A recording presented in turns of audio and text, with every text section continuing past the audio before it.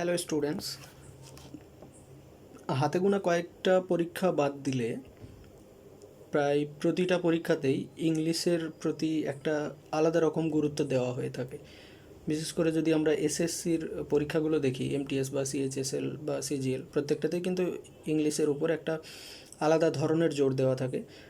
Specially ভোক্যাবসের ক্ষেত্রে যদি আমরা দেখি, তাহলে দেখা যায় যে ভোক্যাবসটাই আমাদের যত সমস্যার কারণ হয়ে দাঁড়ায়। এবং আমি নিজেও পরীক্ষা দিয়ে দেখেছি যে গ্রামারগুলো আইডিয়া করে করে দেওয়া যায়, কিন্তু ভোক্যাবগুলো ঠিক মতন পারা যায় না। তো এরকমই প্রবলেমের সলিউশন হিসাবে তোমাদের জন্যে বেশ কিছু সিরিজ আমি নিয়ে উপস্থিত হব। তার মধ্যে এটা পার্ট 1, যে ইডিয়ামস আমাদের প্রায় প্রতিটা পরীক্ষাতেই এসে থাকে এবং আমি খুঁজে খুঁজে পরীক্ষায় আসার মতন ইম্পর্ট্যান্ট ইডিয়ামসগুলোকে নিয়েই তোমাদের সামনে উপস্থিত হব। এটা পার্ট 1, পরবর্তীকালে আরও পার্ট 2 বা পার্ট 3 আসবে।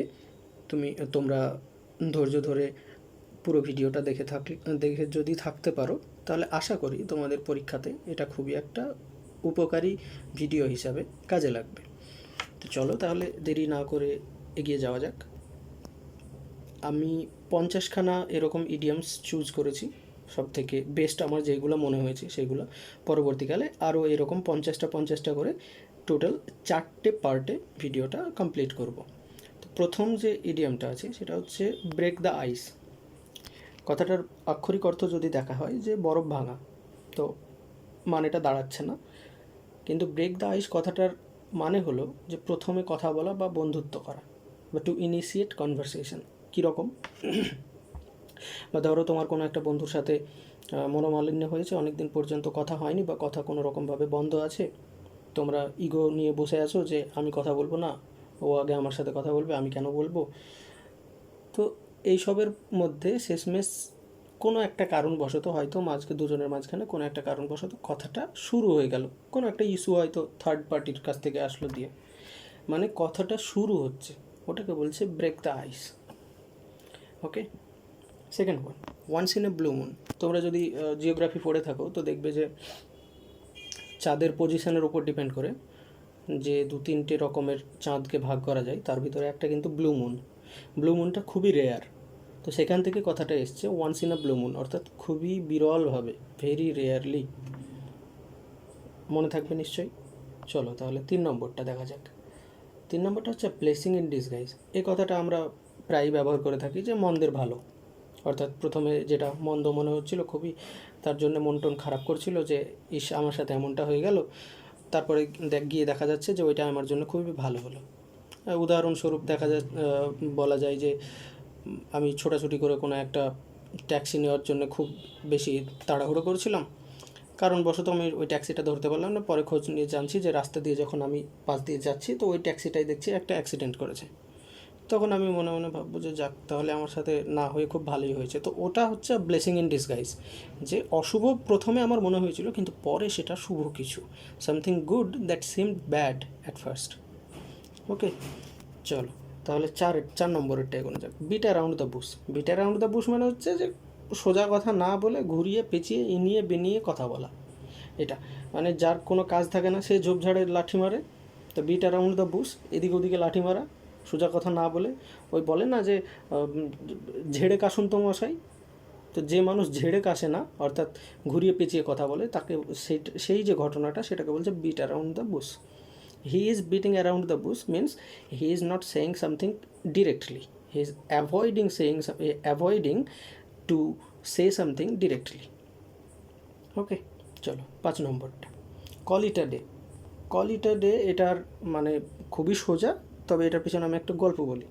রাজমিস্ত্রিরা যখন কাজ করে দেখবে 12টা বা 1টা পর্যন্ত যদি বেজে যায়, তাহলে তারা কিন্তু বলে যে চল ভাই আজকের মতন এই পর্যন্ত, আজকের কাজ হয়ে গিয়েছে, আমরা এবার ছুটি নিই, এবার এগিয়ে যাই, মানে আমরা বেরোলাম আর কি। না, আজকে এই পর্যন্ত, আজকে শেষ, মানে হচ্ছে কাজ কমপ্লিটেড। তো call it a day to stop working for the day, কাজটা ওই দিনের জন্য শেষ করা। Next byte the bullet. Byte the bullet, এমনিই তুমি দেখো যে বুলেট যদি কাউকে কামড়াতে দেওয়া হয়, সে কি কামড়াতে পারবে? কত শক্ত একটা কাজ। তো সেখান থেকে মনে রাখতে পারো যে to endure something painful. Endure মানে সহ্য করা। তো এমন কোনো কিছু যেটা খুবই যন্ত্রণাদায়ক, এরকম কোনো কিছুকে সহ্য করা, সেটার ইডিয়াম ইডিয়াম কি sorry bite the bullet. Okay, এবার পরেরটা হচ্ছে under the weather. Under the weather means feeling sick, অর্থাৎ দুর্বল অনুভব করা, অসুস্থ অনুভব করা। মানে বলে না কারো যে ওয়েদার শ্যুট করছে না, তো ওখান থেকে কথাটাকে তুমি মানে একটুখানি হলেও রিলেট করে মনে রাখতে পারো যে under the weather means feeling sick, অসুস্থ অনুভব করা। ওকে, চলো তাহলে পরেরটা এগোনো যাক। Let the cat out of the bag. Let the cat out of the bag, এটার মানে হচ্ছে যে বিড়াল, এমনি যদি লাইনটার মানে দেখো যে বিড়াল ব্যাগের বাইরে বের করা, মানে হচ্ছে তুমি যেটা জিনিসটা লুকিয়ে রেখেছিলে, কেউ হয়তো জানেও না যে ব্যাগের ভিতরে বিড়াল ছিল, সেটাকে বাইরে বের করলে, মানে কিছু একটা লুকোনো ছিল সেটাকে বাইরে বের করা। রিভিল করা, কি রিভিল করা না সিক্রেট, তাহলে টু রিভিল আর সিক্রেট, রিভিল করা মানে ওপেন করা। ঠিক আছে, চলো তারপর 8 নম্বর। 8 নম্বর হচ্ছে cost an arm and a leg. আচ্ছা, তোমরা টম অ্যান্ড জেরির সেই লাস্ট এপিসোডটা দেখেছো, যেখানে টম তার গার্লফ্রেন্ডের জন্যে একটা হিরে কিনবে, তার জন্যে গিয়ে সে দোকানে যাবে, সেখানে গিয়ে সে কত কিছু দিবে, তার যত জীবনের জমানো পুঁজি ছিল সেইগুলো তো দিবেই, তারপরে সে বন্ডেজ লেবার করবে কত বছরের জন্যে, 24 ইয়ার্সের জন্য, খুব সম্ভবত আমার যতটুকু মনে আসছে যে 24 ইয়ার্সের মতন সে বন্ডেজ লেবার দিবে, তারপরে তার আর্ম দিবে, তার লেগ দিবে, মানে তার সমস্ত কিছু সে দিয়ে দিবে। শেষমেশ দেখা যাবে যে ওই এক টুকরো একটুখানি হীরের কুচি সে নিয়ে আসবে তার গার্লফ্রেন্ডের জন্য, যদিও সেটা হবে না, তার অপোজিট দিকে যে থাকবে সে তো আরও বড় হিরে নিয়ে চলে আসবে, তো সেইখানে টম পাত্তা পাবে না। তো ওইখানে থেকে, ওই গল্পটা থেকে তুমি এইখানে শব্দটা, এই যে লাইনটা বা এই ইডিয়ামটা, এটার মানেটা মনে রাখতে পারো যে এমন কোনো কিছু যেটা খুবই এক্সপেন্সিভ, অনেক বেশি দামি, cost an arm and a leg. Okay, চলো পরেরটা হচ্ছে to kill 2 birds with 1 stone. এই তো সবাই জানে যে এক ঢিলে 2 পাখি মারা, এটা আবার নতুন কি আছে? তবু এই যে সিম্পল যে লাইনগুলো, এইগুলাই পরীক্ষাতে চলে আসে, তখন আমরা মানে একটা পরীক্ষার হলের মধ্যে যেরকম তাড়াহুড়ো একটা মনোভাব থাকে, তার কারণে এইগুলো করে উঠতে পারি না। কিছু কিছু আমি মাঝে সহজ সহজ রেখেছি, কিছু কিছু জটিল জটিল রেখেছি। চলো পরেরটা 11 নম্বর হচ্ছে hit the nail on the head. মানে পেরেককে যেন মাথার মধ্যে পোতা, এরকম টাইপের লাইনের মানে আসছে না? তো এটা কথাটাকে একটুখানি রিলেট করো অন্য কিছু দিয়ে, যে এমন কোনো কিছু বলা যেটা হয়তো তোমার ক্ষেত্রে খারাপ লাগতে পারে, যে আমাকে এরকম করে ডিরেক্ট বললো, অর্থাৎ একেবারে সোজাসুজি সঠিক কথা বলা, do or say something exactly right. চাই সামনের জনা ফাটুক, সামনের জনা জ্বলে পুড়ে যাক, আই ডোন্ট কেয়ার, আমি তো বলবই। তো ওই যে মনোভাবটা, ওটা হচ্ছে hit the nail on the head, একেবারে ডিরেক্ট মাথায় পেরেক পোতা। ওকে, মানে সঠিক কথা বলা। চলো next, burn the midnight oil. এবার এইটা দেখো, রাত্রি জাগরণ করে যারা পড়াশোনা করি আমরা, নিশ্চয়ই ওই রাত 2টোর সময় লাইট জ্বালিয়ে আমরা পড়াশোনা বাদ দিয়ে ফোন ঘাঁটি না। যদি ফোন ঘাঁটি তাহলে লাইট অফ করে দিই, তারপরে ফোন ঘাঁটি। আর যদি পড়বার থাকে তাহলে রাত 2টো পর্যন্ত যদি লাইট জ্বলে, তার মানে শিওর জানবো যে হ্যাঁ পড়ছি। অর্থাৎ মিড নাইট ওয়েল, আগে তো আর সেই ছিল না, ওই আমাদের টিউব লাইট ছিল না, তখন ল্যাম্প, তো ল্যাম্পে সেই অয়েল। তো মাঝরাতে তেল পোড়ানো মানে হচ্ছে রাত জেগে পড়াশোনা করা। রাত জেগে পড়াশোনা করা অর্থাৎ burn the midnight oil, to study or work late into the night. Okay, চলো 13 নম্বরটা হচ্ছে add fuel to the fire. এইটারই আরও একটা পরবর্তীকালে ইডিয়াম আমি তোমাদেরকে দেবো। এটা আছে কি, যে পরিস্থিতি একে তো খারাপ আছেই, মানে কাটা ঘায়ের উপর নুনের ছিটা যেটাকে বলে, ওটা add fuel to the fire. একে খারাপ পরিস্থিতি আছে, তার উপরে আরও খারাপ, make the thing worse. Okay, to make a bad situation worse. তারপরে নেক্সট ওয়ান হচ্ছে cry over spilled milk. Spilled milk মানে হচ্ছে ছড়িয়ে যাওয়া দুধ। তো যে দুধ পড়ে গিয়েছে, যে দুধ ছড়িয়ে গিয়েছে, সেই দুধের উপর যদি আমি এখন মন খারাপ করে বসে থাকি, বাটিতে দুধ ছিল এরকম ছড়িয়ে পড়ে গিয়েছে, এদিক থেকে বিড়াল এসছে, বিড়াল এসে ছড়িয়ে ফেলে দিয়েছে, এখন যদি আমি ওই পড়ে যাওয়া দুধ নিয়ে মন খারাপ করি, তাহলে তো নিশ্চয়ই আমার কোনো কাজ হবে না। তো ওই কথাটাই বলছে যে ক্রাই ওভার স্পিল্ড মিল্ক মানে যা হয়েছে তা নিয়ে দুঃখ করা। Okay, to be upset over something that can not be undone. চলো পরে 14 নম্বর, 14 নম্বর কমপ্লিট হলো। 15 নম্বর, কাট কর্নার্স। কাট কর্নার্স এটার মানে একটুখানি প্রবলেম হবে মনে রাখতে, যে খরচ কমাতে গিয়ে মান কমানো। অর্থাৎ তোমার দেখা যাচ্ছে যে তুমি এমনি কাপড় কাপড় কিছু একটা ধরো 5 মিটার 5x5 মিটার এরকম একটা কাপড় কিনেছো, খুব সুন্দর লাগছে, পর্দা বানাবে তার জন্যে, দেখা যাচ্ছে যে দামটা এতটাই বেশি হয়েছে যে তোমার বাইরে, ক্ষমতার বাইরে চলে যাচ্ছে, বা তুমি যত টাকা নিয়ে গেছো সেই টাকাতে পুষছে না। দোকানদার বলে তাহলে কিছু কাপড় কম করুন। যে তুমি কী করলে, যে আচ্ছা আপনি এক কাজ করেন, চারিদিক থেকে একটু একটু করে কেটে নিন, এদিক থেকে একটু কাটলো, এদিক থেকে একটু কাটলো, এদিক থেকে একটু কাটলো, এদিক থেকে একটু কাটলো, তুমি নিয়ে তো চলে গেলে। এবার বাড়িতে গিয়ে দেখা যাচ্ছে যে সাইজে ঠিক হচ্ছে না, মানে তুমি খরচটা বাঁচাতে গেলে কিন্তু তুমি কোয়ালিটিটা খারাপ করে দিলে। ওইটা কাট corners means do something poorly to save time or মানি, টাকা বা সময় বাঁচাতে গিয়ে কোনো একটা খারাপ কিছু করা। ঠিক আছে, মনে থাকবে। চলো 16 নম্বর, ডেভিলস অ্যাডভোকেট। মানে ডেভিলস অ্যাডভোকেট বলতে সেই যেন বদমাইশের এরকম কিছু, বদমাইশি উকিল বা বদমাইশের কোর্ট এরকম টাইপের। Someone who argues against something for the sake of discussion, যুক্তি দিতে হয় তাই যুক্তি দিচ্ছে, এরকম যুক্তির কোনো যুক্তি নেই, অর্থাৎ অযৌক্তিক যুক্তি দিচ্ছে। এরকম কিছু লোক থাকে আমাদের বন্ধুদের মধ্যেও অনেকে আছে যে ভাই মুখে হার মানবো না, যা খুশি তাই হয়ে যাক। তো ওই যে উল্টো রকমভাবে যেটা যুক্তি দেওয়া, ওটাকে বলা হয় ডেভিলস অ্যাডভোকেট। ওকে, মানে সে যেন শয়তানের অ্যাডভোকেট, হার মানবে না, ওখান থেকে কথাটা এসছে। এই কিছুদিন আগে সাউথের একটা সিনেমা বেরিয়েছিল না, ওই যে ইয়েতে একটা বিরাট বড় এরকম সরু একটা কুয়ো টাইপের, পাহাড়ের মধ্যে যাবে বেড়াতে, তারপর ওইখান দিয়ে ছেলেটা পড়ে যাবে ভিতরে দিয়ে, ওখান থেকে মঞ্জুমাল বয়েজ, হ্যাঁ নামটা মনে পড়েছে, মঞ্জুমাল বয়েজ। তো ওই যে জায়গাটা থাকবে ওটাকে ডেভিলস কিচেন বলে না, মানে শয়তানের রান্নাঘর। হ্যাঁ, ওখানে ঢুকে গেলে কেউ আর বেরোতে পারবে না। তো ডেভিলস অ্যাডভোকেট, ওখান থেকে মনে রাখতে পারো যে ডেভিলস অ্যাডভোকেট এমন কোনো কিছু যে তুমি ওর সাথে যুক্তিতে জিততে পারবে না। কেন জিততে পারবে না? সে উল্টোপাল্টা যুক্তি দেবে।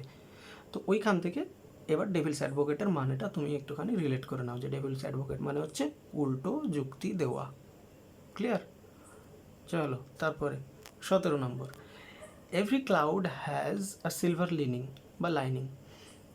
আচ্ছা, সিলভার লাইনিং মিন্স মানে মেঘের চারিদিকে ওই যে চকচক করে সিলভার লাইনিং, ওইটার কথা বলছে। তো ওইটা কি মানে, যে good things come after bad situations, খারাপের মধ্যেও কিছু ভালো থাকে। ক্লাউডে কি মেঘ থাকে, সেই কালো টাইপের, কেমন ধূসর টাইপের, কিন্তু তার চারিপাশের যে সিলভার লাইনিংটা ওটা দেখতে খুব সুন্দর লাগে, তার জন্য এরকম বলছে যে সব কিছু খারাপ আছে, তার ভিতর থেকে ভালো একটা কিছু। Every cloud has a silver lining.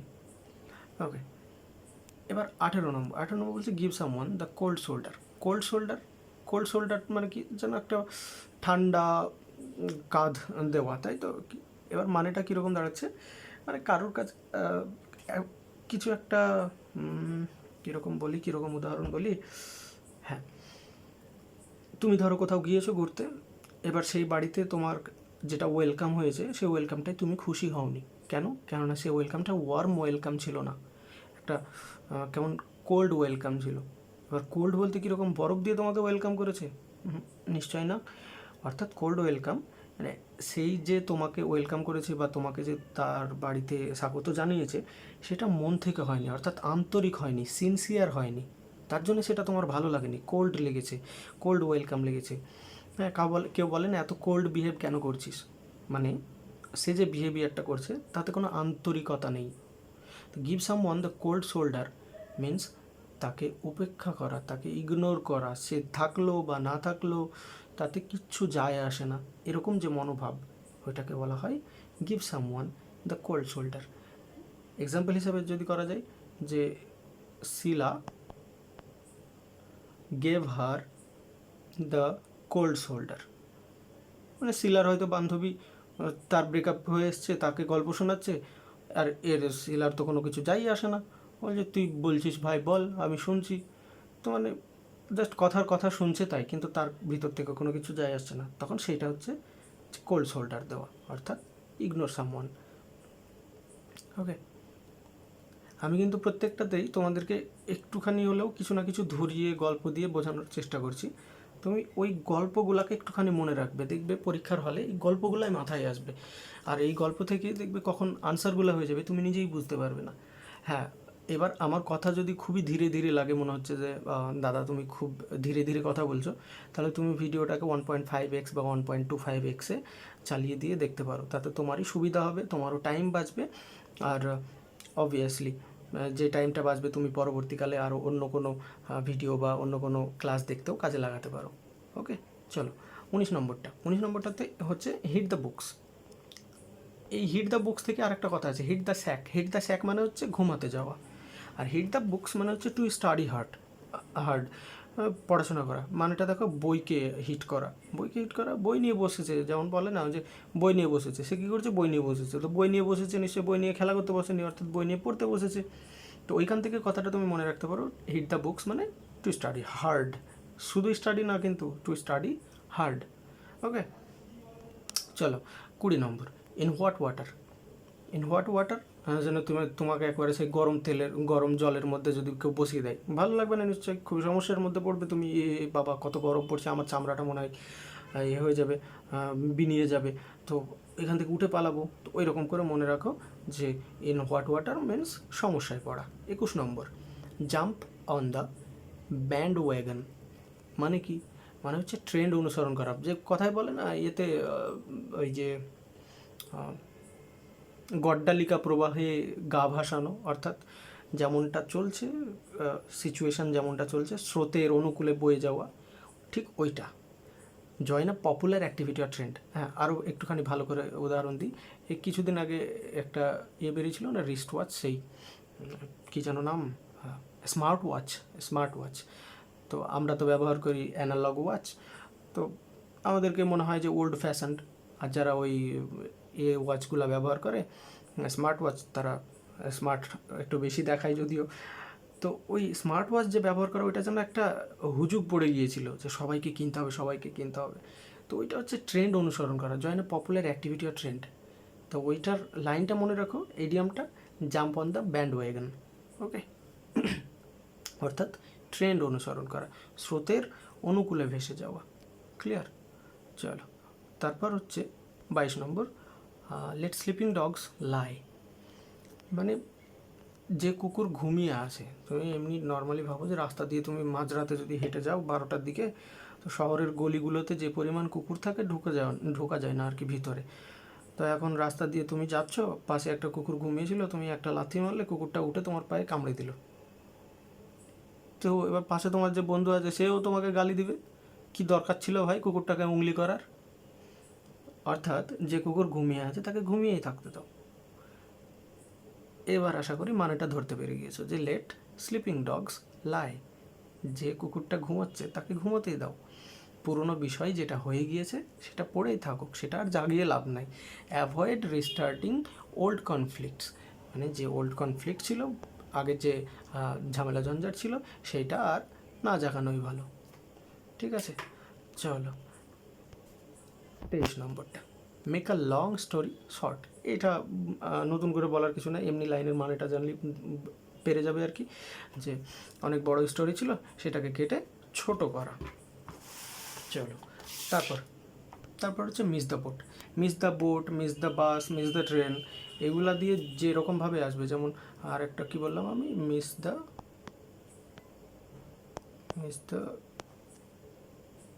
বাস, তাই তো। তো ওই miss the bus, miss the boat, এগুলো সবগুলোর মানেই হচ্ছে সুযোগ মিস করা, মিস অ্যান অপরচুনিটি।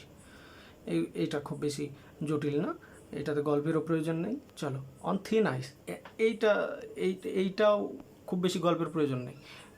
তুমি যদি এখন সাইবেরিয়ান লেকের কথা ভাবো, বা ওই যে কিছুদিন আগে পাঠান সিনেমা বেরিয়েছিল, ওইটার ওই যে বরফের মধ্যে ওই সিনটা, ওই যে রাসিং সিনটা যদি মনে করো, যে বরফের উপর দিয়ে বাইক চালিয়ে যাচ্ছিলো, এখন যদি ওই বরফটা অতখানি মোটা না হয়ে পাতলা যদি হতো, যেতে পারতো বাইক নিয়ে?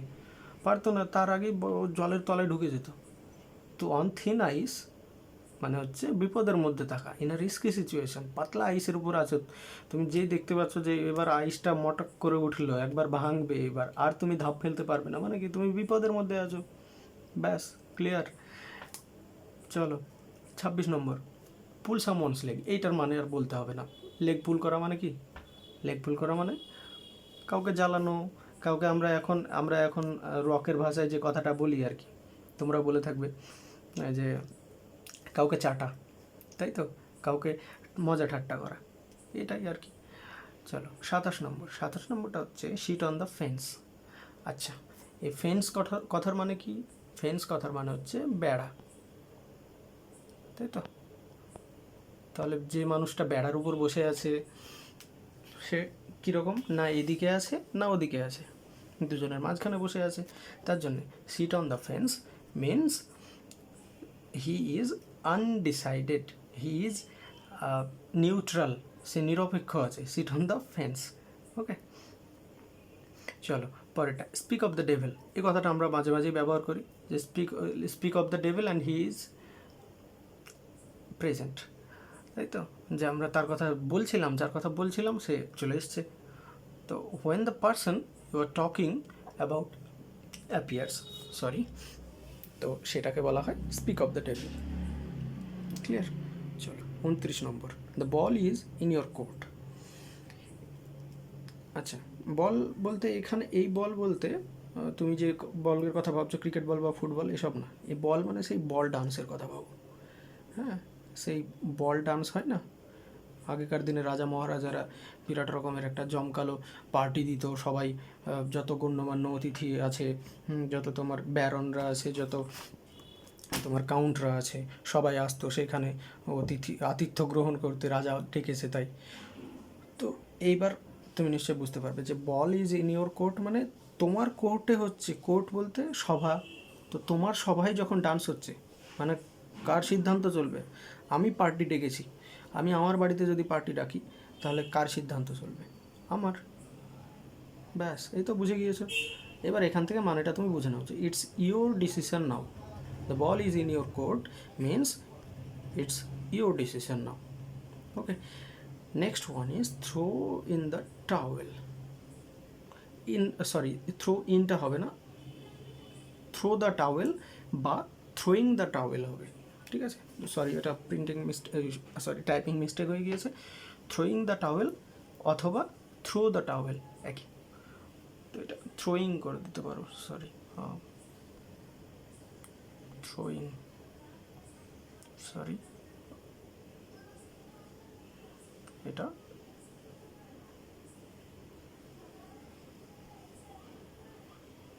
থ্রোয়িং দ্য টাওয়েল করতে পারো। আচ্ছা, এটার মানেটা কি? এটার মানে হাল ছেড়ে দেওয়া। আচ্ছা, এটার পিছনে তোমাকে একটা কাহিনী বলি, সিনেমার কাহিনী থাকলে তুমি খুব ভালো মতন মনে করতে পারবে। এই হলিউডের একটা সিনেমা বেরিয়েছিল মাঝখানে, ক্রিড 2 বলে। ক্রিড সেই রকি বালবোয়া ছিল, রকি সিরিজের লাস্ট সিনেমা, মানে রকি সিরিজের লাস্টের আগের সিনেমা, লাস্ট সিনেমা হচ্ছে ক্রিড 3। তো ক্রিড 2 এর শেষের দিকে ওই যখন এর সাথে আমাদের রাশিয়ান একটা ফাইটার, তার সাথে যখন আমাদের নায়কের লড়াই হবে, তো ওই রাশিয়ান ফাইটারটা যখন শেষমেশ একেবারে হারবার পজিশনে চলে এসছে, অর্থাৎ এর চাইতে বেশি মার যদি খায় তো ও মারা যাবে, তো ওর বাবা থাকবে পাশে, সে কি করবে না, সে ইয়েতে ওই যে বক্সিং রিং থাকবে, সেই বক্সিং রিংয়ের মাঝখানে গিয়ে টাওয়েলটা ফেলে দেবে। টাওয়েল ফেলার মানে হচ্ছে পাশে যে তোমার ইয়ে থাকে, হেল্পার থাকে, অর্থাৎ যে বক্সার থাকে তার পাশে যে হেল্পার থাকে, সে যদি গিয়ে টাওয়েল ফেলে দেয়, তার মানে হলো সে ম্যাচ ছেড়ে দিয়েছে, সে হার মেনে নিয়েছে, ঠিক আছে, সে হার স্বীকার করে নিয়েছে, গিভ ইন করে দিয়েছে। ওকে, তো ওইখান থেকে তুমি এবার কথাটাকে মাথায় রাখতে পারো যে এই থ্রোয়িং দ্য টাওয়েল, এটার মানে হচ্ছে গিভ আপ করে দেওয়া, হাল ছেড়ে দেওয়া, বা গিভ ইন করা, গিভ ইন করা, বশ্যতা স্বীকার করা, একই মানে, ঠিক আছে। চলো, আর নিশ্চয়ই এই থ্রোয়িং দ্য টাওয়েল এই মানেটা ভুলবে না, গল্প বলে দিয়েছি কিন্তু। চলো এবার 31 নম্বর, a piece of cake. Piece of cake মানে সেই খুবই খুবই একেবারে ইজি পিজি লেমন স্কুইজি এরকম টাইপের কোনো একটা কাজকে বলা হয় পিস অফ কেক। হ্যাঁ, খুবই ইজি, ভেরি ইজি কোনো একটা কাজ। চলো 32 নম্বরটা হচ্ছে break a leg. Break a leg অর্থাৎ গুড লাক, শুভ কামনা জানানো। এটার আমি কোনো গল্প পাইনি, তো এটা একটুখানি মনে রাখার চেষ্টা করো যে break a leg means good luck. চলো ঠিক আছে, next one 33 number, hit the sack. একটু আগে বললাম না ওই যে হিট দ্য বুক মানে খুব কঠোরভাবে পড়াশোনা করা, তাই না, রিগুরাসলি স্টাডি করা। তো ওইখান থেকে এবার hit the sack, hit the sack, hit the sack মানে এই বালিশ ছিল, বালিশের ওপর গিয়ে তুমি এখানে মাথা দুম করে পড়লে, অর্থাৎ ঘুমাতে গেলে, ব্যাস। চলো, কিক দ্য বাকেট। আচ্ছা, এই কিক দ্য বাকেটের জন্য একটা স্টোরি বলি, যেটা সবাই তোমরা আশা করি দেখেছো। বলিউডের একটা সিনেমা আছে ধামাল। ধামাল সিনেমায় সেই শুরুতে যখন একটা লোক অ্যাক্সিডেন্ট হয়ে মারা যাবে, তারপর এদের চারজনকে সেই মানির কথা বলবে না, যে গোয়াতে সেন্ট সেবাস্টিয়ান গার্ডেনে বিরাট বড় একটা ডাবলের নিচে টাকা আছে, তো ওইখানে যখন ওদেরকে কাহিনিটা শোনাবে, তো ওই লোকটা মারা যায় যখন, তখন একটা পায়ের কাছে বালতি থাকে, ওইটাতে লাথি মারে একটা, তারপরে মারা যায়। মানে কিক দ্য বাকেট, ওইটার মানেই হচ্ছে মারা যাওয়া। তো তুমি ওই ওই স্টোরিটা যদি দেখে থাকো, তাহলে তোমার মাথার মধ্যে ওই শুধুমাত্র ওই ছবিটা ঘুরবে যে কিক দ্য বাকেট, ওই লাথি মেরেছিল তারপরে ও মারা গিয়েছিল, তার মানে কিক দ্য বাকেট মানে টু ডাই, মারা যাওয়া। ওকে, আর ভুলবে না নিশ্চয়ই। ওকে, চলো 35 নম্বরটা হচ্ছে by the book. By the book মানে হচ্ছে বইয়ে যা নিয়মকানুন লেখা আছে, একেবারে বই টু বই, যে ধরো বসে বসে ওই বইয়ে লেখা আছে, বইয়ে নিয়মকানুন লেখা আছে, যা নিয়মকানুন সব মেনে চলে। হ্যাঁ, হোস্টেলের কিছু কিছু সুপার থাকে, একেবারে ঠিকঠাকভাবে যেমনভাবে নিয়ম মেনে চলতে হবে তেমনভাবে চলতে হবে, নইলে তুমি হোস্টেলে থাকতে পারবে না। অর্থাৎ কেউ কেউ থাকে কড়াকড়ি, খুব একটুখানি স্যার বা ম্যাডাম খুব কড়া, তো তারা খুব নিয়ম মেনে চলে, অর্থাৎ তারা বাই দ্য বুক চলে, follow rules strictly. Okay, go the extra mile. হ্যাঁ, এক্সট্রা মাইল এ কথাটা মানে হামেশাই শুনতে পাবে, যে এক্সট্রা মাইল অর্থাৎ এক্সট্রা কোনো কাজ করা, তাই তো, যে মেক এক্সট্রা এফোর্ট। তুমি কোনো একটা কাজ করছিলে, তার থেকে অর্থাৎ তোমার নিজেকে পুশ করা, নিজেকে এক্সট্রা এফোর্ট দেওয়া, সেটাই হচ্ছে গো দ্য এক্সট্রা মাইল। আচ্ছা, চলো 37 নম্বর, back to square one. Back to square one মানে স্টার্ট ওভার, ঠিক আছে। ব্যাক টু স্কোয়ার ওয়ান মানে স্টার্ট ওভার, মানে এরকম ধরো একটা ফিল্ড আছে স্কোয়ার শেপের, তুমি এখান থেকে ছুট লাগিয়েছো, এখান থেকে ছুট লাগিয়েছো, এই দিক বরাবর যাচ্ছ, এই দিক বরাবর ছুটলে, দিয়ে তোমার হয়তো কিছু কিছু খেতে ইচ্ছা করলো, দিয়ে তুমি এখানে দোকানে দাঁড়িয়ে কিছু কিছু খেয়ে এখানে গল্প করতে বসে গেলে, তারপরে হঠাৎ করে খেয়াল আসছে, আরে আমি তো ছুটতে এসেছিলাম, তাহলে তো আমার ছোটাই হলো না। তুমি আবার কি করলে, চল ভাই আবার সেই শুরু থেকে শুরু করি, দিয়ে আবার তুমি বললে এদিক থেকে শুরু করবো না, আমার এদিক থেকে দৌড়াতে কেমন লাগে, আমি ওইখানে যাবো। তুমি ছুটলে আবার এইখানে, দিয়ে এখান থেকে আবার দৌড়াতে শুরু করলে, অর্থাৎ ব্যাক টু স্কোয়ার ওয়ান। আবার তুমি ছুটতে শুরু করলে, রাউন্ড রাউন্ড রাউন্ড, অর্থাৎ তুমি যে কাজটা শুরু করেছিলে সেই কাজটা আবার শুরু করলে, অর্থাৎ ব্যাক টু স্কোয়ার ওয়ান, যেখান থেকে শুরু করেছিলে সেইখানে আবার ফিরে যাওয়া। ঠিক আছে, ছোট ছোট করে এক একটা স্টোরি দিয়ে দিচ্ছি, সেইগুলা একটুখানি মনে রাখবে, দেখবে এগুলা খুব বেশি জটিল জিনিস না। জটিল জিনিস আরও পরবর্তীকালে যেগুলো আসবে সেইগুলা আমি সাধারণত চেষ্টা করি যে জটিল জিনিসগুলোকে খুবই সহজভাবে বাংলা ভাষায় বোঝানোর। দেখো, ইংরেজি একটা শুধু ভাষা, এমন তো নয় যে আমি তোমাকে ইংরেজি পড়াচ্ছি মানে ইংরেজিতে গড়গড় করে বলে দিয়ে চলে যেতে হবে। আমি যেখানে পড়াই আর কি, আমি সবাইকে বাংলাতেই পড়াই, রীতিমতন আমি বাংলাতেই পড়াই। বাংলাতে যে ইংরেজি পড়ানো হয় না এটা আমি বিশ্বাস করি না। ইভেন আমি যার কাছে পড়েছি, যিনি পড়িয়েছেন আমাকে, সেই প্রফেসরও আমাদের বাংলাতেই ইংরেজি পড়াতেন। দেখে মনে হতো না যে ইনি ইংরেজির প্রফেসর, তিনি এত সুন্দর করে বাংলা ভাষায় গুছিয়ে আমাদেরকে কাহিনী শোনাতেন। আবার যখন ইংরেজিতে কথা বলতে শুরু করতেন, তখন মনেও হতো না যে ইনি কালকে আমাদেরকে এরকম গড়গড় করে বাংলা ভাষায় গল্প বলেছেন। তো it's just a language and nothing else. So I will try my best to teach you English in Bengali language. Okay, চলো 38 নম্বর, the last straw. Last straw means final problem after a series of difficulties. একেবারে last পড়ে আছে, হ্যাঁ, এরকম যে সহ্যের সীমা ছাড়িয়ে যাওয়া, এটা যে জিনিসটা শেষে পড়ে থাকে ওইটা থেকেই তুমি মনে রাখতে পারো যে তোমার লিমিট ক্রস করে যাচ্ছে সেটা। ঠিক আছে। 39 নম্বর, আন্ডার ওয়ানস নোজ, মানে একেবারে নাকের নিচ দিয়ে বেরিয়ে যাওয়া, নাকের নিচ চোখের সামনে সব দেখো খুবই কাছাকাছি। তো আন্ডার ওয়ানস নোজ মানে কারো আন্ডারে হচ্ছে, কারোর এতে দায়িত্বে কাজটা হয়তো হচ্ছে। হ্যাঁ, এখানে এই happening right in front of someone, in front of someone means কারোর দায়িত্বে হচ্ছে। আন্ডার ওয়ানস নোজ বলে না, তোমার নাকের তলা দিয়ে বেরিয়ে চলে গেল, তুমি একবারও দেখতে পেলে না। তো ওই নাকের তলা দিয়ে অর্থাৎ তোমার খুবই কাছ দিয়ে চলে গিয়েছে, তোমার চোখের সামনে দিয়ে চলে গিয়েছে। আবার কেউ বলে যে কোন একটা কাজ হচ্ছে তার আন্ডারে, আন্ডার হিজ নোজ। ওকে, ক্লিয়ার? চলো 40 নম্বর। আচ্ছা, আর একটু ধৈর্য ধরো, আর 10টা মাত্র আছে, ঠিক আছে, মানে পার্ট 1-এর আর 10টা। Read between the lines. আচ্ছা, এই রিড বিটুইন দ্য লাইন্স এটা সব থেকে বেশি কাজে লাগে যখন আমরা আর কি ইয়েতে কলেজে পড়তাম, তখন সব থেকে বেশি কাজে লাগতো। কারণ আমাদের ওই অনার্সের যে পরিমাণ কবিতা ছিল, উইলিয়াম শেক্সপিয়ারের বলো বা উইলিয়াম ওয়ার্ডসওয়ার্থের বলো বা জন কিটসের বা পিবি শেলির যে রকমের কবিতা পড়তে হয়েছে, তাতে দাঁত ভেঙে যেত আর কি। তো ওইগুলোতে আমাদেরকে স্যার বলতেন যে try to read between the lines, অর্থাৎ কবিতা তো দুটো লাইনের মাঝখানে যে মিনিংটা, যেটা কবি লেখেনি, যে লাইনগুলো লিখেছে এগুলো তো কবি লিখে গিয়েছে, কিন্তু লাইন দুটোর মাঝে যেগুলো কবি লেখেনি সেইগুলো বোঝার চেষ্টা করাটাই হচ্ছে আসল লিটারেচারের স্টুডেন্টের কাজ। আর ওইটা যেদিন বুঝতে পেরে যাবে তোমরা, সেদিন আর মানে ইংরেজি ভাষাকে ভয় লাগবে না। এটা আমাদেরকে স্যার বলতেন আর কি।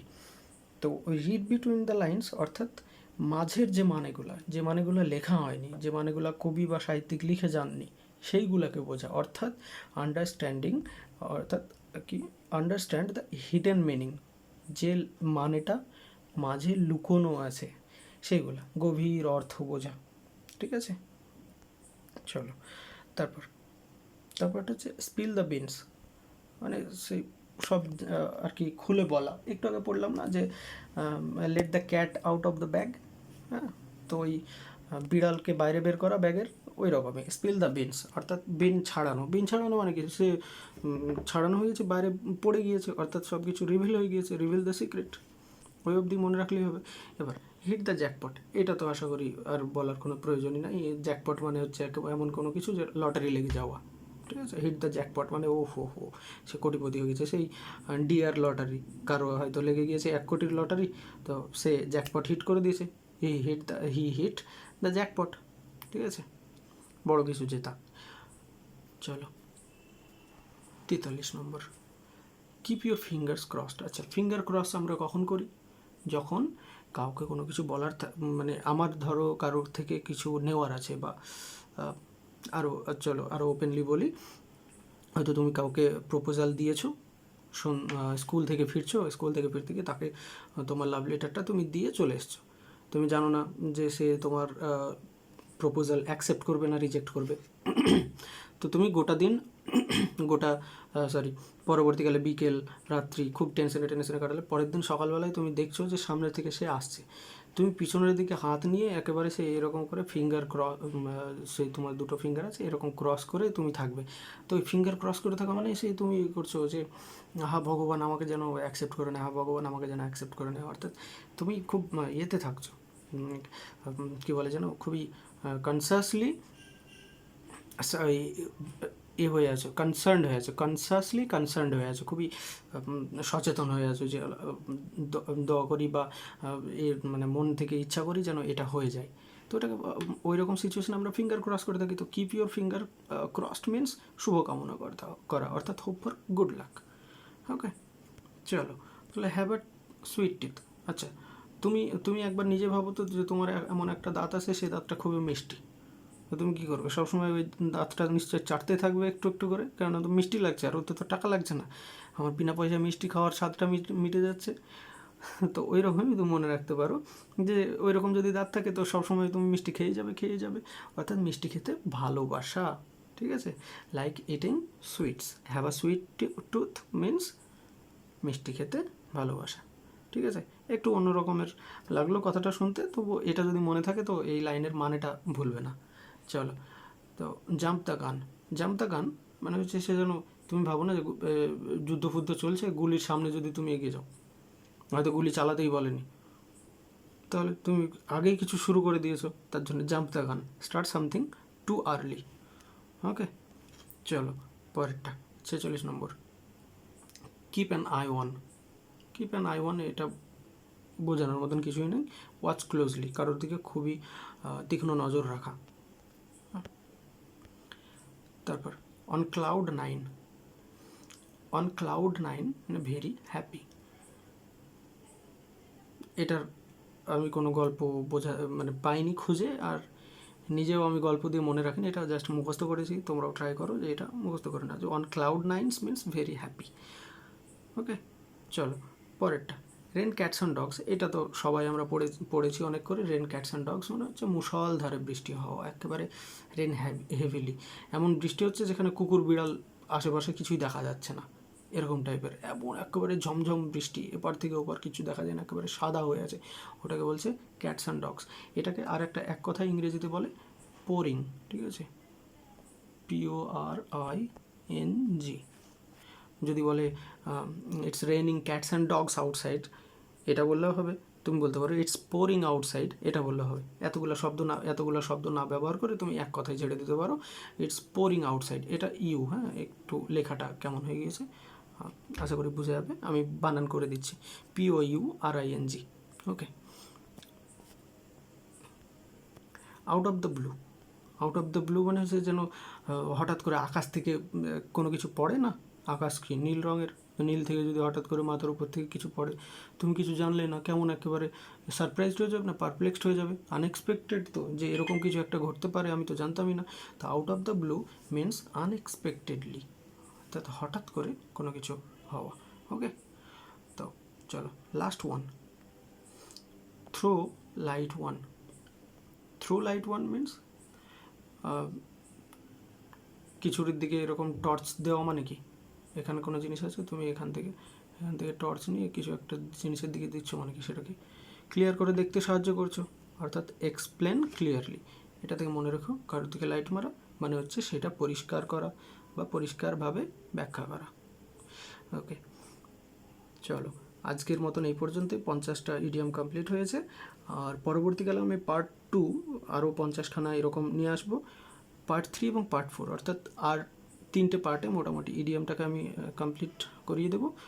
আর এই যেগুলা যে 50টা করালাম, চেষ্টা করো এগুলাকে খাতায় তুলে রাখবার। খাতায় তুলে রাখলে কি বলো তো, 5 মিনিটে রিভাইজ হয়ে যাবে। এই ভিডিওটায় যদি তুমি দেখতে যাও 2x চালিয়ে দেখতে গেলেও তোমাকে হয়তো 20 বা 25 মিনিট সময় লেগে যেতে পারে। তো তুমি 20-25 মিনিট কেন সময় দেবে, তার থেকে বরং যে তুমি আমি যেগুলো বললাম, তুমি স্পিডটা বাড়িয়ে দাও ভিডিওর, দিয়ে শুধুমাত্র লাইনগুলোকে লিখে নাও, যে কী লাইন পড়ালাম। তাহলে কি হবে, যে পরবর্তীকালে তুমি যখন রিভাইজ করতে যাবে, তোমার 5 থেকে 7 মিনিট, আমি বেশি বলে ফেলছি, 5 থেকে 7 মিনিট, এই 3 থেকে 4 মিনিট সময় লাগবে, জাস্ট পেজটার উপর দিয়ে চোখটা বুলিয়ে নেবে, দেখবে তোমার পড়া হয়ে গিয়েছে। তাহলে 3-4 মিনিটে যে কাজটা হয়ে যাবে, সেই কাজটা তুমি কেন 20 মিনিট বা 25 মিনিট দেবে, তাই না? খুবই স্বাভাবিক। পরবর্তীকালে যখন আবার পড়তে আসবে, তো খাতা পেন নিয়ে বসবে এবং যে লাইনগুলো বলবো সেগুলো একটা একটা করে লিখতে থাকবে, ঠিক আছে? লিখে নিলে কি বলো তো, লেখা এবং পড়া বলে কথাই, তো আগে লেখা তারপরে পড়া। লিখে নাও, দেখবে পড়তে সুবিধা হবে। আর একবার লেখা মানে 10 বার পড়ার সমান।